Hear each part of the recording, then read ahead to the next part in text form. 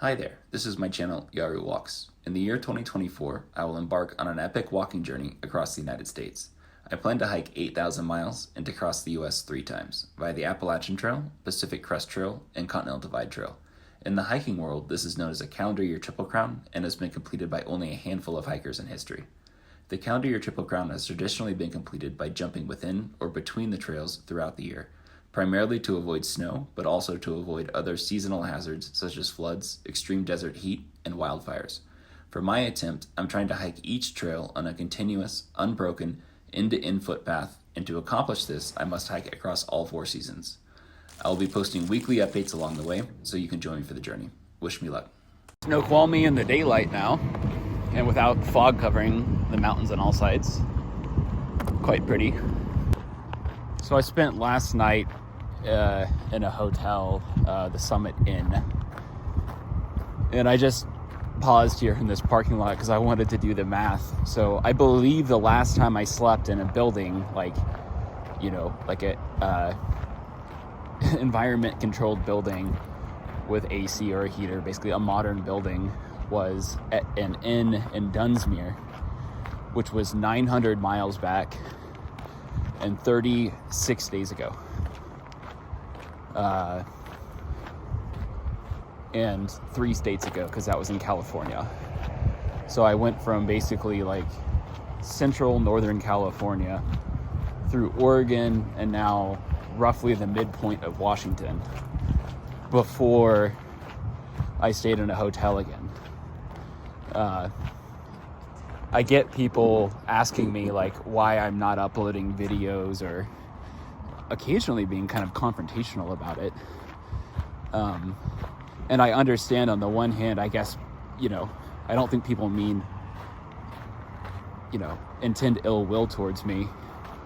But at the same time, it's a little off-putting to receive a kind of borderline confrontational message about me, the implication being that I'm like not uploading frequently enough. And I don't know, there are so many different ways you could try to explain that. And I do suspect that the people who kind of are complaining don't really want an answer as to why. They just want me to upload videos. And I think that's true because I've explained a couple of times on trail logistically why stuff is so hard. So just for example, like if I were to throw up a map of cell signal in California or cell signal in like Washington, in fact, maybe I'll do that. I'll overlay it on this video. It'll be a map of the cell phone service coverage for T-Mobile.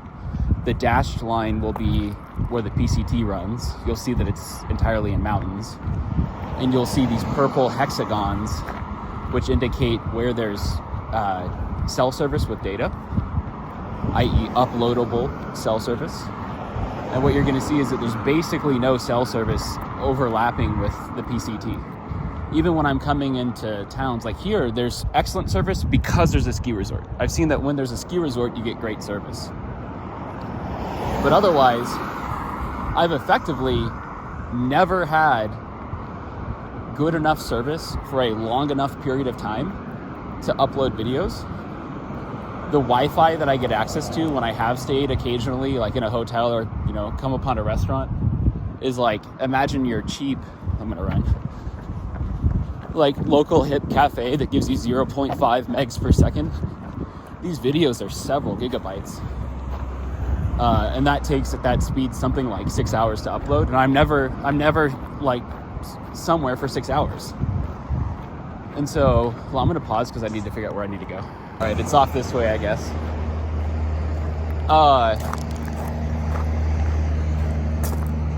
What was I saying? Yeah, and so I think it's hard for people to believe that what I'm saying is true. Again, I really don't think it's a matter of rational belief. It's more a matter of they just want me to upload videos. So me providing evidence of why it's so incredibly challenging to get videos uploaded, I think will just largely fall on deaf ears, if I'm being completely honest. But nonetheless, I still like to engage with these ideas. And so, anyway, there are people wanting to know why, sometimes it's 6 weeks between uploads. Well, because it's very hard to get consistent cell service or Wi-Fi. And really the only way to do that is to have it overnight. And so rather than try to answer your question with all of the logistics, all the details, yada, yada, yada, let me just say,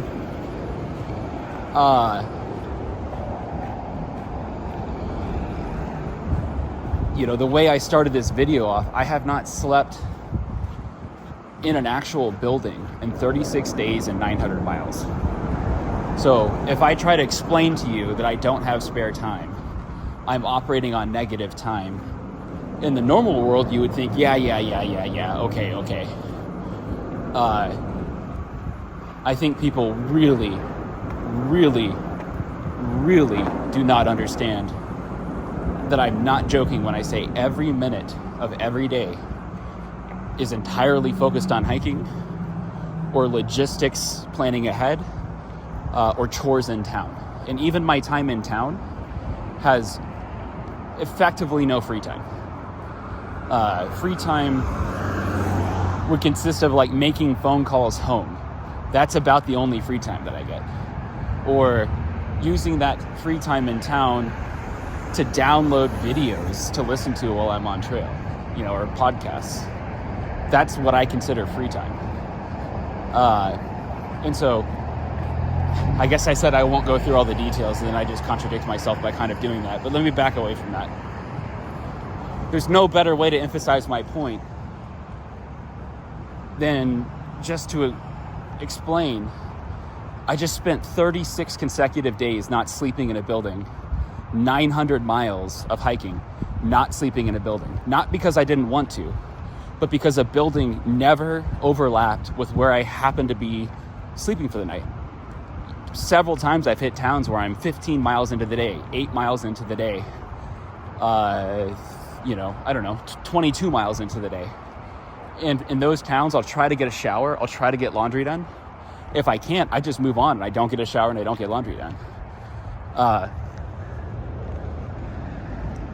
But typically, it does not overlap neatly with my mileage for the day. And my goal is to pretty much always hit 28 miles a day. And so, anyway, last night, I don't know if you paid attention to the miles completed, I knocked out a 28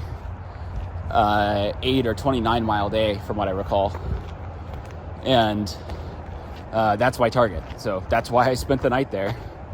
And now I'm leaving today. It's like 2 or 3 p.m., which I expected it to be a slow start the following day, in large part because I was up until 4 a.m. last night editing videos and uploading videos. So even when I'm here spending an overnight, I'm up until 4 a.m. And so maybe that explains why on some level I really don't have a lot of patience when people are pestering me about uploading videos. Again, I really, even though I go through this effort to say this, if you watch, you'll see in the comments, likely there'll be people complaining at me for complaining. And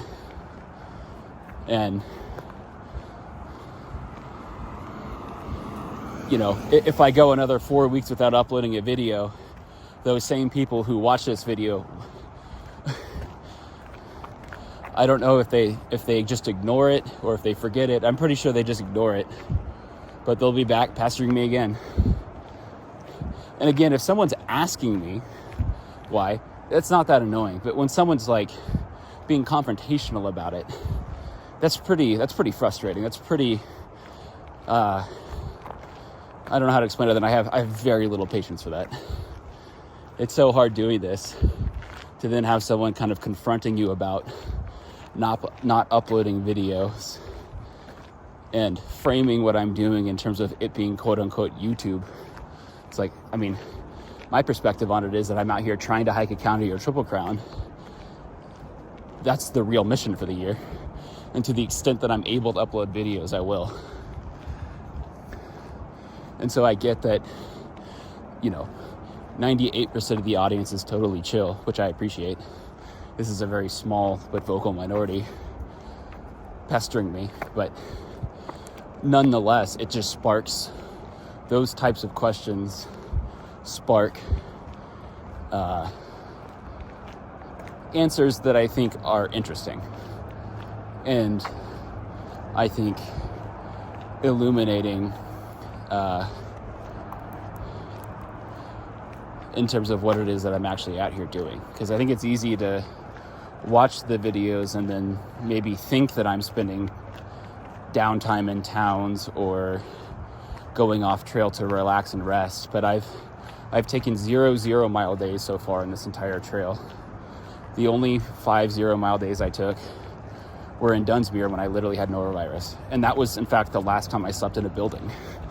So if we could delete those days because they weren't voluntary, the last time I voluntarily slept in a building was, I think, at the end of the PCT desert, which would be something close to 2,000 miles ago. So anyway, food for thought.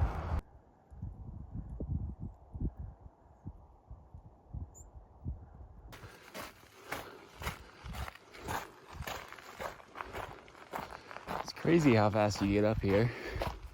Look at that view. That's like 300 meters down to that green grass down there. It's a straight cliff.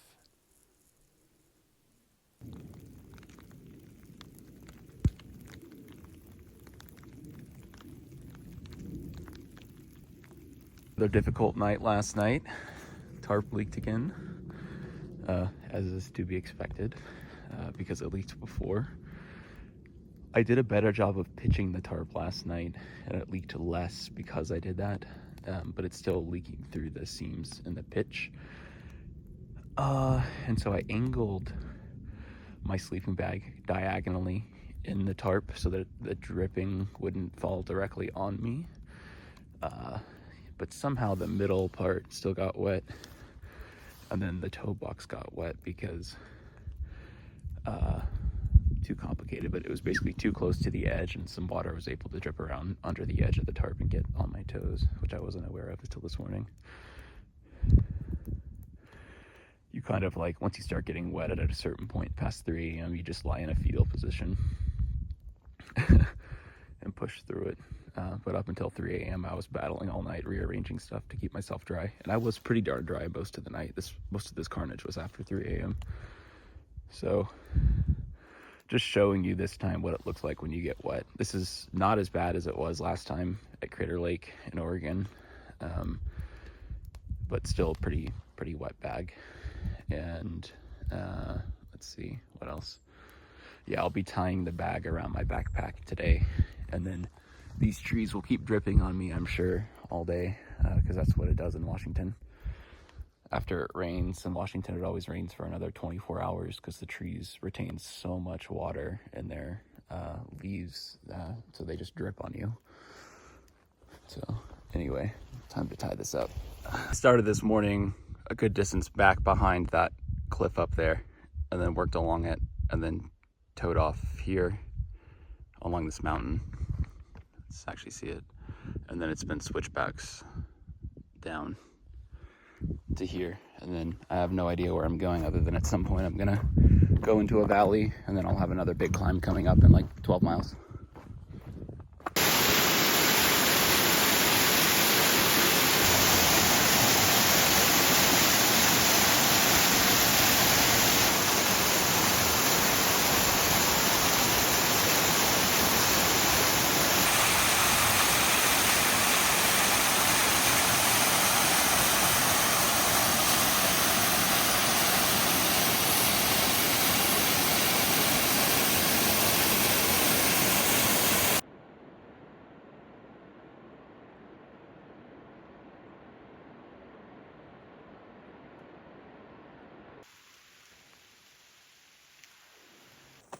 I just picked 2 giant handfuls of wild blueberries in about 2 minutes.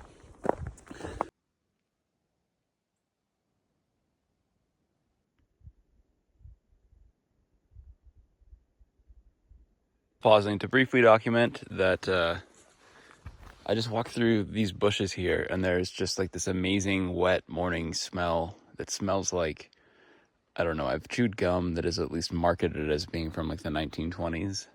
It's just a different kind of almost licorice mint combination smell. And I think it's this plant, so I'm going to take a photo of it and see if I can identify the plant once I get cell signal later. But it's just such a good smell. Alrighty, I'm here with Cactus. So I came walking down the trail from this direction. He waves to me and then says, "Are you night shift?" I'm like, "Yes." And he points to himself. He says, "I'm Cactus." And then needed no further explanation. Took me a second to process, but I'm like, no way. And I really normally don't curse on this channel, but like that's how crazy it is to meet this guy. Can you explain like approximately where we last met? We met right before the Acton KOA, the Acton area, and way back in the desert. And how many miles ago was that? Yeah, so I just looked it up. Just before the KOA is mile 440. This is a 2,650 mile trail. We are currently at mile 2,440. So exactly 2,000 miles ago. And Cactus, I believe he is the second, what I would call real thru hiker. So when I met this guy, I thought this guy seems like someone. So first off, he's on the trail and he's actually hiking when I meet him. It's not someone that I met off the trail. And he really seems like someone who's going to finish the trail. Like, so to me, in my mind, he's the second true thru hiker that I met, right? And so that was 2,000 miles ago. And so I just figured, let me just pause and record a video just because it's so crazy to meet someone 3 states ago across the entire continental United States, 2,000 miles ago, and to both be living our separate lives, walking on foot. So much experienced since then and now, some of which was similar, and I'm sure some of which was totally different. But can you explain your journey? Like, I guess you made it to Tahoe, and then kind of explain, how did you get where you are now? So I made it to Tahoe, and I took my time through there. In the desert, I was killing it, dude. Like, you met me on my first marathon day, bro. Yeah. That's still the highest mile day that I've had. And then after that, it kind of slowed down a bit, and I was walking with people in the desert. And then I got to the Sierras, and I started walking alone, and I was going real slow and sleeping in real late. Were you kind of worn out after the desert, or? I sleep a lot. And okay. I was super tired in the desert. I would just fall over and sleep on the side of the trail all the time. And so I don't think I was really worn out. I was excited to be in the Sierras, but I just felt like I really needed to sleep. And so I slept a ton. I was sleeping like 12 hours, 14 hours some nights. And then I wasn't doing that many miles per day, but every day was great. Yeah. I got to Tahoe, and then I wasn't sure what I was going to do. I knew I was going to do some flip-flopping because I figured I was going to get snowed out of Canada. And then I was... Oh, and pause for 1 second. Yeah. Can you talk a little louder, just because sometimes the microphone struggles to pick up voices? Yeah. I don't know if that's this case or not, but right. Yeah. And so then I knew I was going to do some kind of flip-flopping, but I wasn't sure what. And then I figured I would just go up to the border and walk back to Tahoe. And whenever I was in Tahoe, I figured I'd do that. And then, so I was telling my grandparents about my plan, and they got me a plane ticket up to Seattle and some hotels. And then they came up, and then they drove me over to Harts Pass. And then, dude, the trail over to Harts Pass, or the road up to Harts Pass, my grandpa did all this research and printed all these papers out. And he saw online that like this road was like a treacherous road, and like it's on the side of a cliff, and like you have to be like trained to like drive it or something, I don't know. And so they weren't going to drive it, they were just going to drop me off, and I was going to hitchhike up. And we start driving up, and the road started out fine, and so he figured he would just keep driving up. And the car that they had rented, they gave him a Cadillac, and it wasn't taking the road very well, and so we were going like 10 miles an hour up this road. And finally we get to like this like cliff, like we're driving on the side of a cliff, and my grandma was like, "We're not doing this anymore, turn around, Larry." And they dropped me off, and then someone came up and they got to meet them, and they drove me up to the pass. But then I've been walking down here.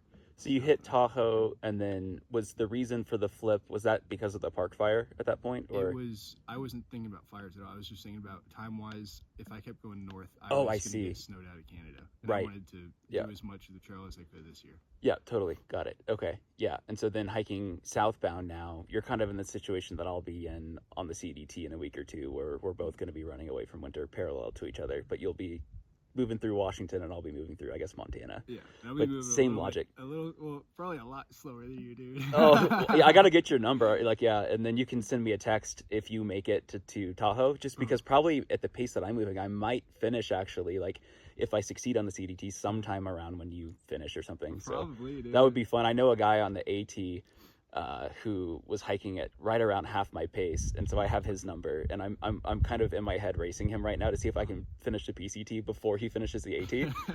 And so anyway, that would be fun to at least to get another update from you when you do finish, Yeah. you know, or if you do finish. But if not, I'm sure you'll be back out to finish it next year. But I think you have a good shot at finishing. I'm planning on finishing. Yeah. I'm morale's high. Morale's been high this whole time. Yeah. Morale gets low. I know how to bring it back up. Exactly. Yeah. So I don't.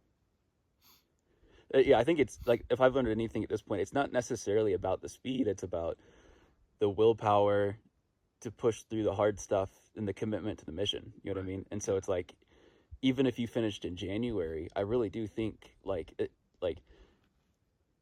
with the route you're taking, like, yeah, get out ahead of winter in Washington, ahead of winter in Oregon. And once you're in Northern California, like, I'm golden, dude. yeah, just keep moving, you know? Yeah, I totally believe in you. That's so cool.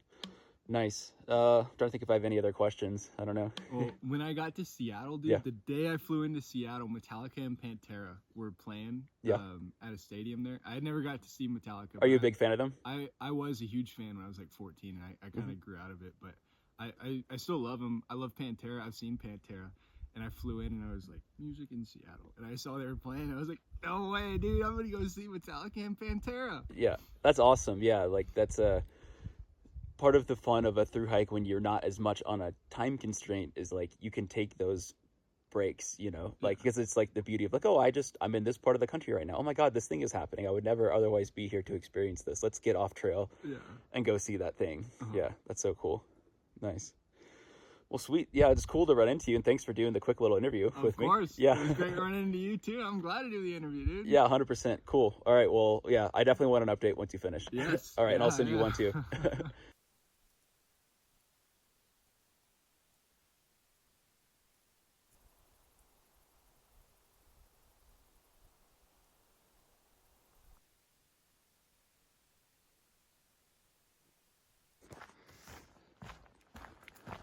I was walking down the trail and I saw two people with headlamps standing up near some tents. I was super confused because nobody night hikes on the PCT. So I had no idea what was going on. Oh wow, look at that.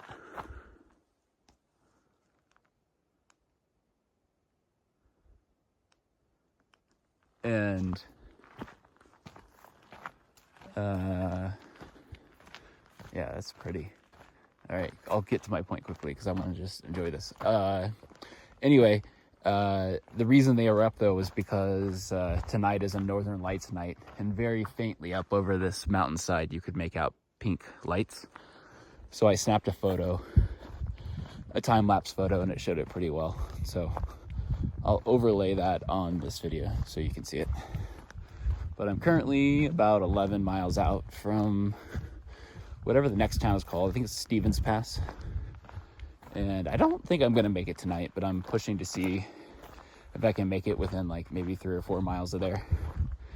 It's been very, large elevation gains these last couple of days, and I don't really know. I've just felt tired, so it is what it is.